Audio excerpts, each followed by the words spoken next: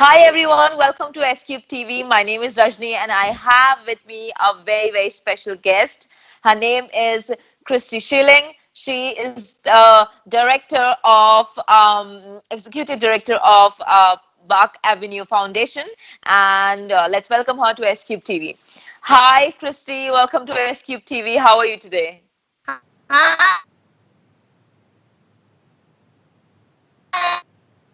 Hi, thank you. Hi, Hello. yeah, hello.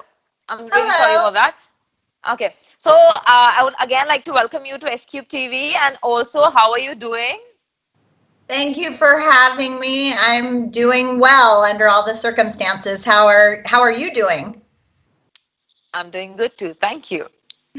Okay, Christy. So I'm going to ask you a lot of questions about your organization, but before that, I also would like to know something about you. So if you can please introduce yourself. I mean, you obviously are the executive director at Bark Avenue Foundation, but how did you join it and what did you do before that? So if you can talk about yourself and your journey first. Sure. Yeah, actually, I've been involved in animal welfare for, 25 years in a volunteer capacity.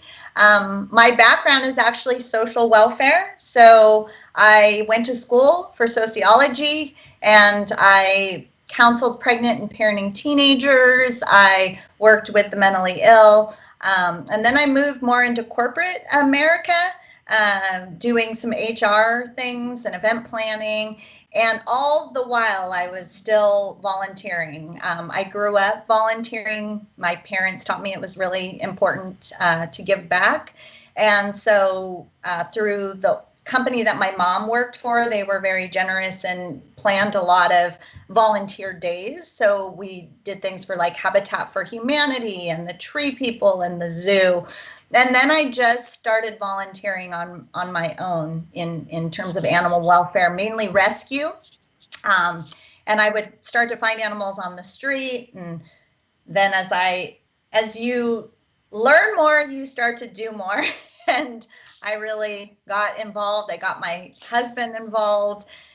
We fostered a lot. We drove 38 dogs from Baldwin Park Animal Shelter, a fairly high kill shelter in Los Angeles, to Utah, to this Humane Society out there where there were waiting lists for animals. So I've been in this world for a long time in a variety of ways, and I even started my own not-for-profit. And then Bark Avenue asked if I would sort of take Bark Avenue on and help it to grow, become more self-sustaining, and more focus and direction. So I've been with Bark Avenue now 3 years, and so hopefully that's what I've been doing and will continue to do. I hope so too, because that is something really amazing that you're doing, and taking care of animals, pets, and that's really amazing. So, when I talk about your organization, so I mean, you obviously have joined 3 years back, but how long has it been for the organization since the time it got started? Yeah, it was actually founded, it's now 16 years. We're in approaching 2021. So it started, 16 years ago. And the founder, Melanie Pozis, just had a love for people and pets, and really just threw of herself and her funding into this organization. It has changed a lot over the years. Their focus was hands-on rescue of pets. They had a location, so they did a lot of adoptions, and then it moved more into spay and neuter. And in the last 3 years, what I've been really trying to focus on is the prevention piece. So really stopping pets from being born on the streets and entering animal shelters, because if we can avoid it on the front end, then we don't have as much work on the back end. In addition to that, because of COVID and with everything going on in the world and everything I've seen in animal welfare over the years, the focus is really now on the human animal bond, really keeping people and their pets together. Most people who surrender a pet to the animal shelter, or even those that may give a pet away or abandon an animal on the street, is not because they don't care or they don't love the pet, but they really don't have the means, or they don't know where to get help for whatever's going on. Maybe their pet is sick. Maybe they just can't even afford pet food. I mean, that's a big issue now. And so what we have found is, by offering resources, whether they be free or low cost and available, people really do want to keep their pet. It's vital to them, and especially with the homeless. So we have a program that's called the Unsheltered People and Pet Program, where we really focus on people experiencing homelessness, because they will remain on the streets. They will feed their pets first, and they really shouldn't have to make that choice, right? So what we really try to do is help them get their pets vaccinated, get them spayed or neutered, get them pet food, so that then they can move into housing with their pets. Oh, that's really amazing. That's absolutely amazing. And but I actually would like to know from you that because of this pandemic, a lot of people have lost their jobs, and the money flow stopped for a lot of people. So did you come up with these a lot more cases than usual in this? I mean, in this 2020? Definitely. So one of the resources we provide is on-site pet wellness, and we do that through housing agencies, housing organizations, so like through LA Family Housing. So once a month we would come on site to bring wellness. Now, because we can't do those things, we've actually now partnered with the YMCA in Boyle Heights in the East LA area, and so they provide people food daily. Then the Michelson Foundation provides pet food weekly, and we're also there weekly to help with if they need additional pet food, if they have more pets at home, or if the pet food given isn't enough. And then we also help with emergency vet care, with covering the cost of spay and neuter, covering the cost of emergency vet care. So yes, that number is growing, is going to continue to grow. And since animal shelters are closed right now, Mm-hmm. there are a lot of pets possibly that are being overlooked, people that are being overlooked, that are not able to provide for their pets, that maybe they would normally come into the animal shelter to maybe seek assistance. There are what's called shelter intervention programs, where people are used to be on site at animal shelters to help with these things, which we plan to go back and do that when shelters open up. But in the meantime, we try to be still out in the community to let people know about our services, so that we can, again, help them stay together safely and healthily, so that they can get pet food, like I said, spay and neuter, vaccines, and emergency vet care services. Okay. Okay. Great.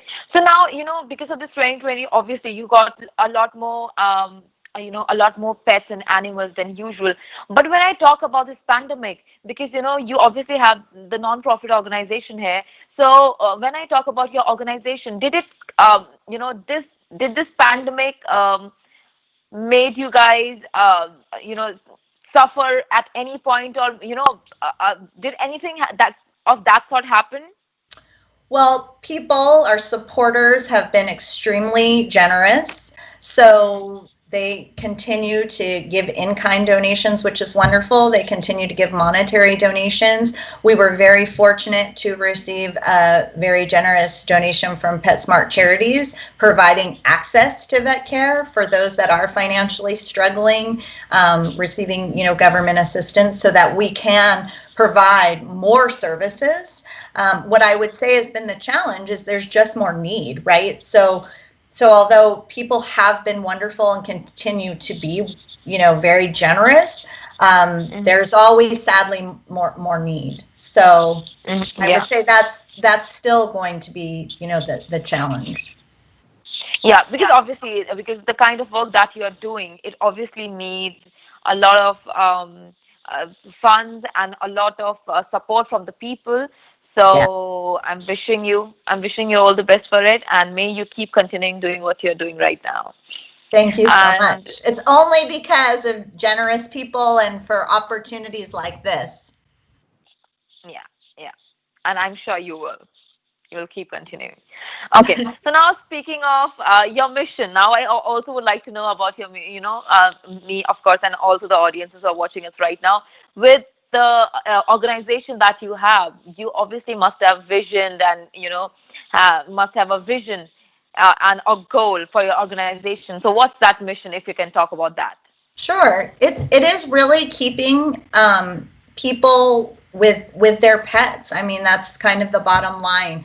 To maintain that human animal bond, so that the family stays together, remains together, healthy and safe and happy. So, and it's really focused on the underserved, the under-resourced, the financially struggling, those people that are experiencing homelessness, are disabled, are veterans, are seniors. So,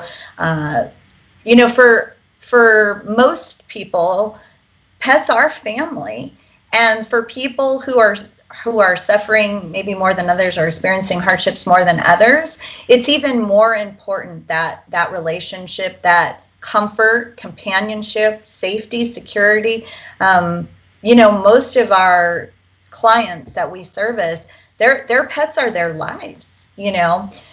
So we want to nurture that and respect that and help that so they can stay together. Amazing, amazing. So this particular question is not about your organization, but it is about animals. So I would like to know from you, because you have been working with this organization past 3 years. So I would like to know from you if you can please talk about the importance of not buying animals and Oh, adopting them, because in these time I think this people are getting more educated towards this particular thing, and they are adopting animals rather than buying. But even then, a lot of people are there who doesn't really care about it, who go and buy pets and rather than adopting. So if you can talk about the importance of it. yeah, it's vital. I mean, to be honest, to make a difference, people really need to adopt, either from a shelter or a rescue. There's really no reason not to. Sadly, they are still full. There's still tremendous need. There's huge benefits with adoption. There's so many myths, right, about the animals that are in rescues or in shelters, that they're sick, that they're old, that they must be, bad in some way, because somebody gave up on them, and that's just not the truth. So the other part is, when you buy a pet, they're oftentimes sick themselves. You don't know where they're coming from, and they're very expensive, right? They cost money, and they don't come generally with vaccinations. They're not already spayed and neutered. When you adopt a pet, you often know more about them because they're maybe in foster care, or maybe they've been at the shelter, and so shelter staff and volunteers have gotten to know them. They already come, spayed or neutered. They come vaccinated. They come microchipped. So it's really a win-win for everyone. And like I said, there's really no reason to buy a pet.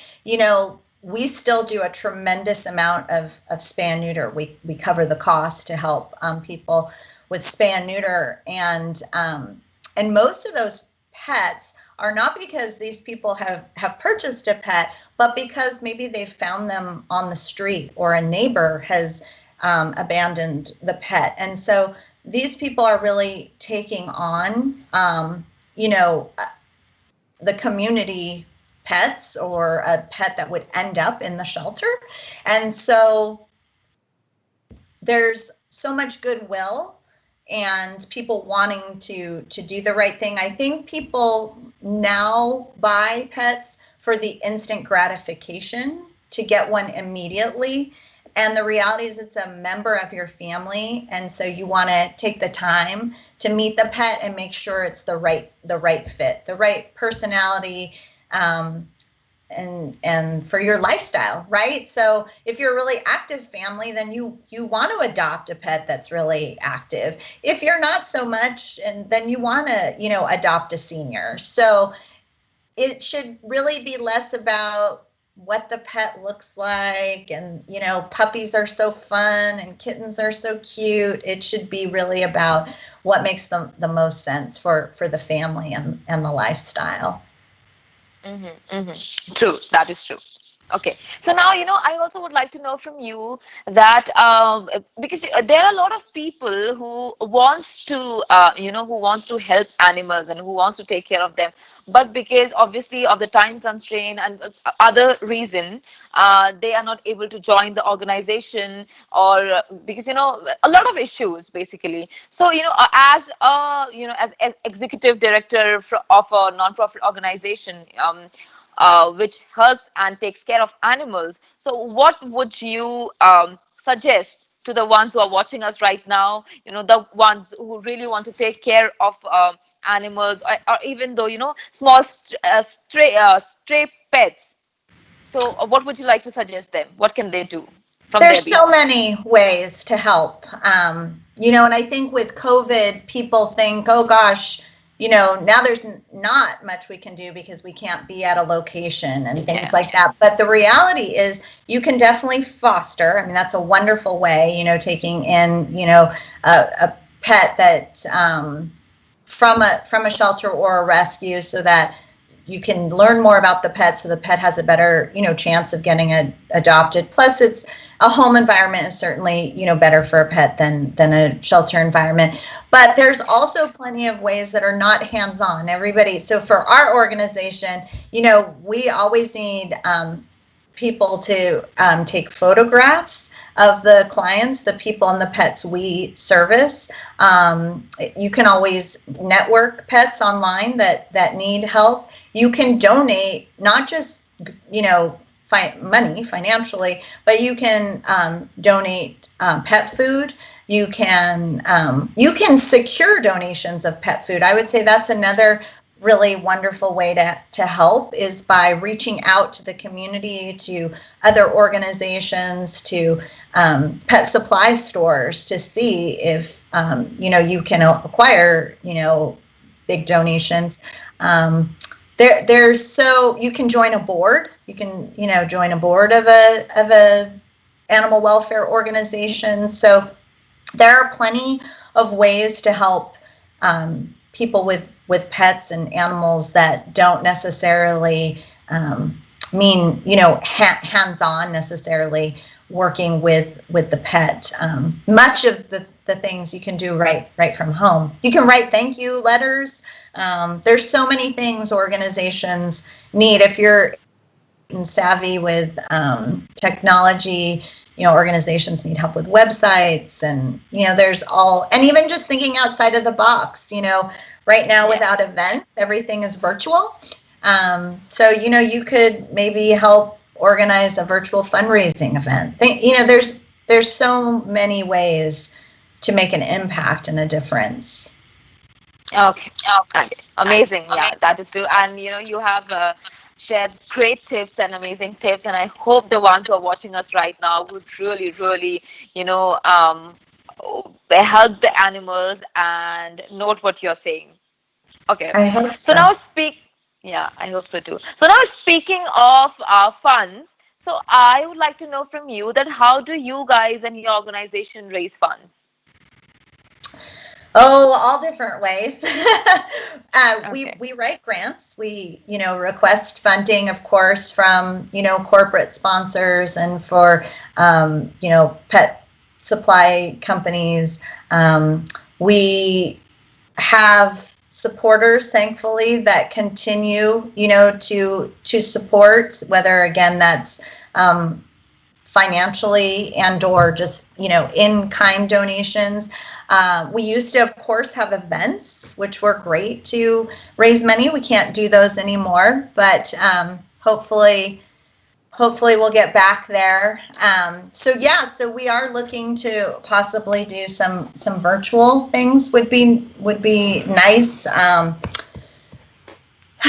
And really it's all online at this point, just sending out our newsletters and blasts when there's specific needs, when we're short on things, or when we're looking to hold a wellness clinic.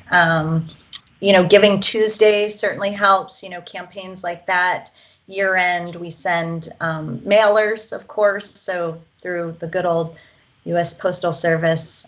But yeah, it's primarily, and of course, our supporters even doing peer-to-peer fundraising. So, we did do actually a virtual walk. It's normally a live walk we participated in. And so those kinds of things, and supporters that ask their friends and family, whether it's through a Facebook birthday fundraiser, things like that. So Okay, got it. So now, when I talk about, your team size, because there must be a lot of people working with you. So when I talk about that, if you can please talk about your team size, and also if you have a hierarchy in your organization, because if someone wants to connect with you, they obviously can connect with you, and who are the other important person in your organization? Sure. Well, our team is tiny. We have a lot of, we actually used to have even more volunteers. We used to do humane education and go into kids' schools and teach the importance of a pet being a lifetime commitment, and spay and neuter and things like that. But of course, we don't go into schools anymore.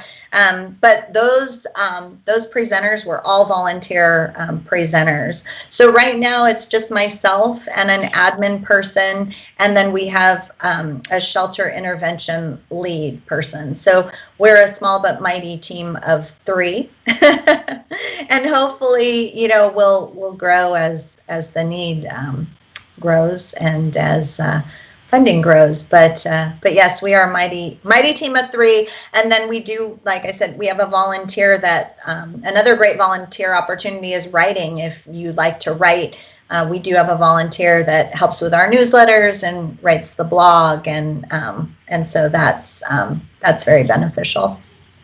Okay, got it. So now, when I talk about, when you talk about volunteers, so if someone would want to participate in your organization and wants to connect with you, how can they do that? A variety of ways. You can certainly go to our website. We do have our volunteer application online that someone can complete, but you can email me directly. I'm Christy at barkavenuefoundation.org.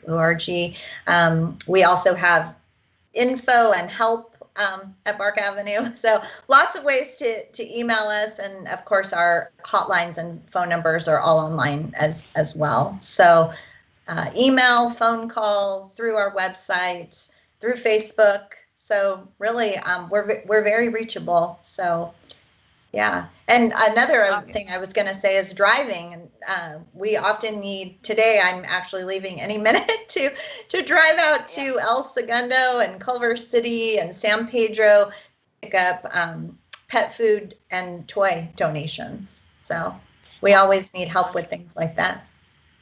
Okay. So, I mean, people from any part of the world can contact you and can connect with you. Of course, but we are, just so everybody knows, we do work from our home because the work we do is out in the community, and we help LA City and County here in Los Angeles, California. So we're not national or international yet, but maybe someday. Hopefully. Okay. So, with this, I also would like to know about, many students are there who also look for volunteer hours. So if you can talk about that, and how can they connect with you? Yeah, actually, that was one opportunity that our humane education presenters, many of those were students. So if somebody is under 18, they just need the signature, from a parent, a waiver. But they can connect with me in the same way, certainly through, Facebook, email, the website, a phone call. And again, it would be those same opportunities. If someone, drives, they could, pick up donations. If they're computer savvy, Certainly social media help in sharing our posts and spreading the word about us is definitely, fundraising. It really is all the same opportunities, no matter what age, with the restriction of, some of the things you'd need to drive, but.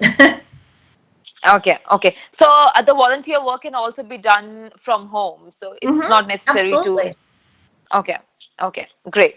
So now, I also would like to know if you must have, because there's something you are doing such an amazing work, so you must be having so many memorable moments that, with you. So if can you share any one moment with us? Oh gosh, there are so many. But I think the ones that touched me the most are the people who are struggling the most, but still continue to help others. We actually have a senior client who's on SSI who was experiencing homelessness. She was receiving emergency housing and then finally got into more, permanent housing. And she calls me all the time with neighbors in need of help and asking if I could, maybe bring a little bit more food, to help some of them. And she did a Facebook fundraiser for us for her birthday and raised $75. And she was actually recently hit by a car. And she asked to get released early from the hospital so she could get home to her cat Boo. So there are so many stories like that. That's not just one. I mean, that's an example of one. But there are so many. There was a homeless woman living in a park where cats were being abandoned, and then somebody was poisoning them, and she was trying to help the cats. She could barely feed herself, and she was, living in the park, but she needed to help the cats. And of course, we helped her. Worked with volunteers that trapped the cats, and we covered the cost of spay and neuter. So the people we help may be very much in need themselves, but they have such good hearts and still see the need to help others and see the such tremendous value in animals and pets. And I think, yeah. And also, I think these are the kind of people we need right now, and this is the world that we need right now, because Absolutely. kindness is the need of, yeah. Because kindness, Yes. I think kindness is the need of the hour, and this is what we need right now. Again, I would just repeat what I said. Okay, so I actually have asked you all the questions that I had with me about your organization, but is there something else that you would like to share? If I missed out on anything. I don't think so. I think, you really covered it. Adoption is the key. And then, spay or neuter, so if you find a pet, take in a pet from, somewhere, some way else, that it's vital that they get spayed or neutered. Yeah, I think you covered it all. Okay, perfect, great. Okay, any last messages for the audiences who's watching us right now? Just everyone to be healthy and well and just have a very safe and happy holiday. Happy holidays to you too, and Merry Christmas. Thank you so much, Christy, for coming to SCube TV and speaking with us. It was Thank lovely you having so you. much. It was a pleasure. All right, guys, that's it from SCube TV. Keep on watching.